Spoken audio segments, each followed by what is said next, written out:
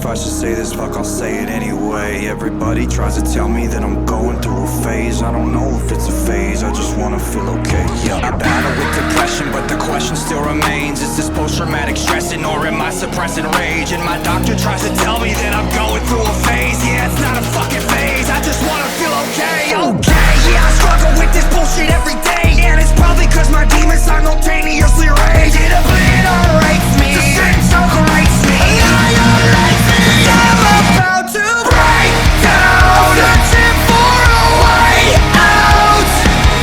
I'm a liar, I'm a cheater, I'm a non-believer. I'm a popular monster. Break down, falling into love, now we're falling apart. I'm a popular monster.